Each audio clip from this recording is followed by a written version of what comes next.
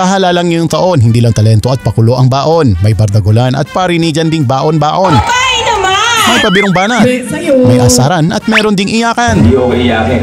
Kaya tara na't ating silipin ang mga bardagulang hindi mo aakalain. Ito ang bardagulan sa halalan.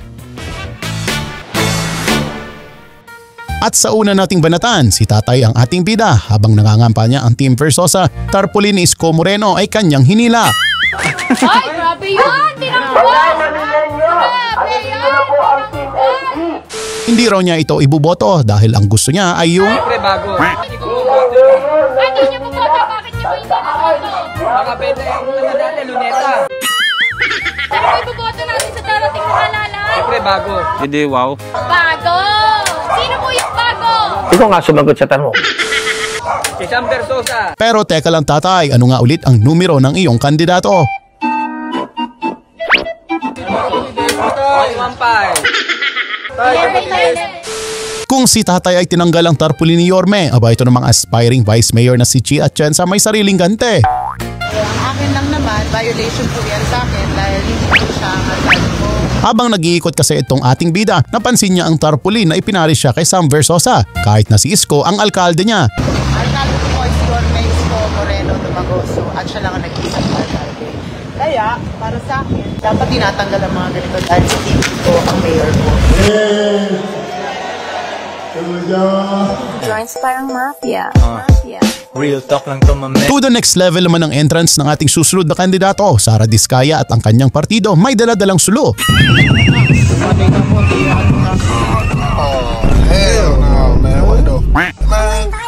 Alba, teka lang muna, parang dinaig pa ang Olympics sa estilo nilang kakaiba.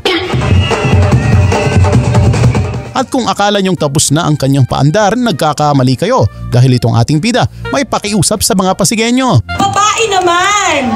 No, babae naman! Babae naman daw muna dahil sa paghawak ng pera magagaling daw ang mga Babae! Madaming babae dito, di ba? Sino humahawak ng pera dapat?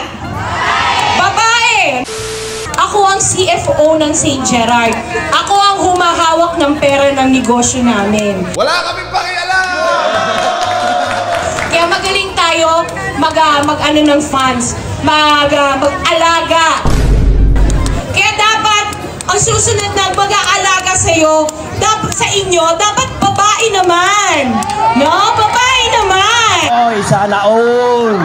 Talaga namang hindi mawawala ang asaran sa halalan. Itong aspiring governor ng Batangas, Jay Ilagan, hindi raw takot kung ang kanyang kalaban ay si Catherine Bernardo. Pero ang aking kalabay isang Vilma Santos laang. Nalaos na.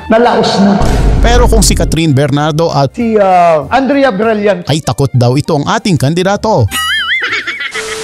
Pero Vilma Santos, marami naman sa mga fans niyan ay namamahinga na rin.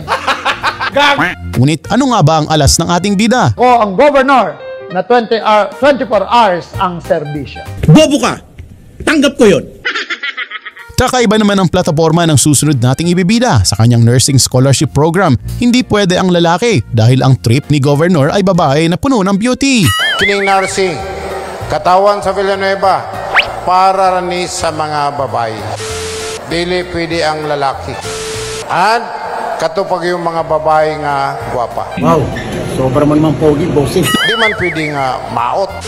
Kaya kung luya na ang mga lalaki, at tumangon sa pangit nga nurse, musamot atong sakita na, kinang lang gwapa. Pero kung may Queen of Bardagulan, aba si Sara Duterte na ata yan. Sa kanyang kakulitan, Congressman Abante kanyang binanakan. Sa props niyang dala, aba si Congressman Abante nakalabas pa ang dila. Nasaan na ang aking props? Huwag mong subukan. Labas mo ang props ko.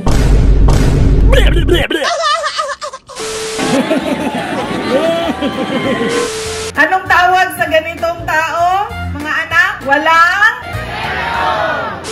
Kanino siya walang respeto? Sa inyo siya walang respeto. Kaya naman si Inday Sara may advice sa congressman niya. Wag na wag daw ilalabas ang dila. Baka matulad sa props na dala-dala. Wag na wag mo ilalabas yung dila mo. Pakita mo ngipin mo. Yan. To the rescue naman ang daughter ni Congressman. Partido ni Isko ay kanyang pinaringgan. Hindi pa sila doon natigil. Naghanap pa ng dayo. Naghakot pa daw ng dayo. May hugot parang basketball lang. Kala mo liga? May hugot? Sinupalpal naman niya ang pang-aasar ni Inday Sara at kinuwestiyon kung may naiambag ba ito sa kanila. Tatayo ka dito sa aming lungsod. Tatayo ka sa aming distrito. Wala ka naman naambag sa mga buhay ng aming mga kadistrito. Para bastusin, para siraan ang aming congressman na dilingkod ng tapat at totoo. O siya, tama na muna ang mainit na banatan at asaran. Hatid ni Senador Bato ang duet nilang pangmalakasan. Ikaw sana sa aking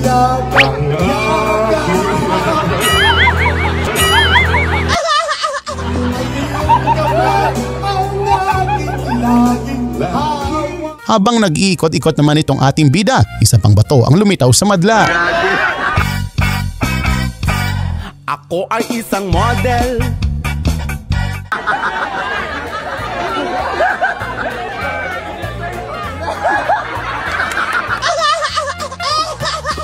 Ang long lost na kambal ni Senador Bato ay natagpuan niya dito. Kuwang-kuha ang kintab ng ulo. Walang duda, parang pinagbiyak na buko. Pakinggan naman natin ang hinaing nitong ating susunod na bida. Dinaya nyo kami. Naglabas ng saloobin dahil sa nooy pagkatalo niya. Dinaya nyo kami noong 2022.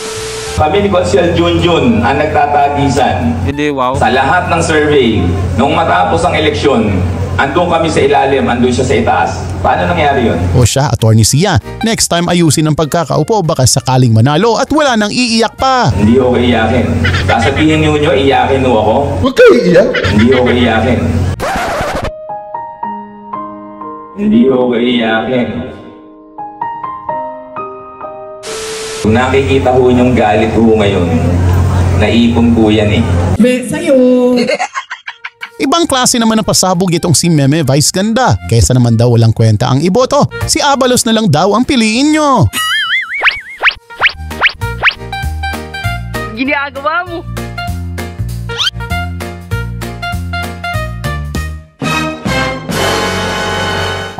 Last but not the least, Duterte ang sigaw sa halip na BBM. Sa kabila ng sigaw ni Mayor James Yekyek ng Pitogos ng Buanga del Sur, mga tao ay sabay-sabay na sumigaw at Duterte ang umalingaw-ngaw.